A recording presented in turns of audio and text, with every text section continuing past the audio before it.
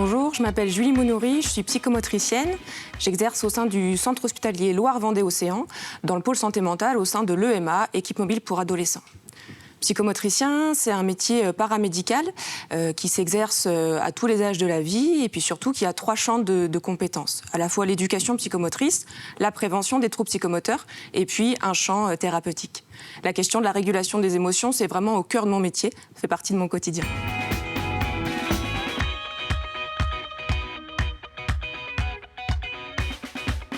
Une émotion, c'est important de le rappeler, c'est une réaction courte. Ça a un début, une fin, ça ne dure pas. C'est une réaction qui est en lien avec un stimuli, une stimulation soit externe, soit interne.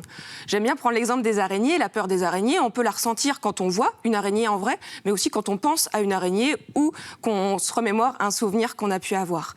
Une émotion, ça fait appel à des manifestations intérieures et puis extérieures. Donc tout ne se voit pas. Chacun peut avoir des manières différentes de vivre les choses.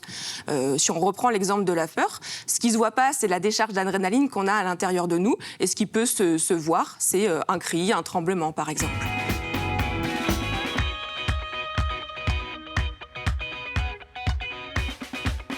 La régulation des émotions, ça participe pleinement à notre équilibre de vie. C'est en lien direct avec la santé mentale. Vivre une émotion, c'est inné, c'est naturel. Par contre, les réguler, on a un vrai pouvoir d'action dessus. Et c'est important de rappeler qu'en termes de santé mentale, on a chacun, on peut tous développer nos ressources internes. J'aime bien rappeler qu'il y a un outil qu'on a tous sur soi, c'est notre respiration.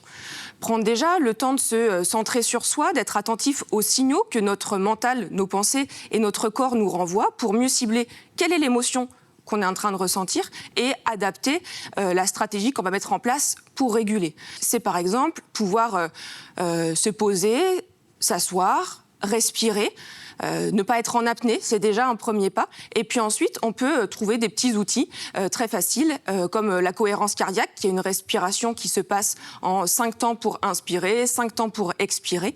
Mais la régulation des émotions, ce n'est pas qu'au moment de l'émotion.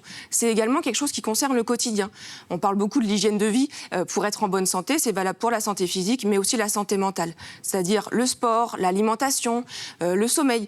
On a tous l'expérience de quelques nuits un peu chaotiques, le lendemain on est plus réactif, les larmes, l'énervement montent beaucoup plus facilement. Donc c'est important de pouvoir mettre en place toutes ces petites choses-là dans notre quotidien pour mieux faire face à nos émotions au quotidien.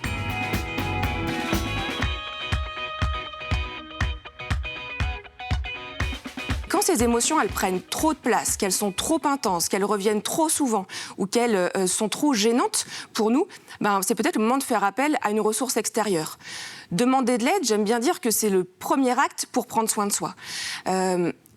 Demander de l'aide, des fois on est un petit peu perdu, on ne sait pas toujours à qui s'adresser. Le médecin traitant, c'est quand même notre premier interlocuteur santé. N'hésitez pas à pouvoir lui parler de vos ressentis, de vos émotions ou de vos inquiétudes par rapport à un proche. Il pourra vous adresser vers des professionnels de santé, que ce soit un psychologue, un neuropsychologue ou un psychomotricien par exemple. On est souvent sollicité pour les enfants.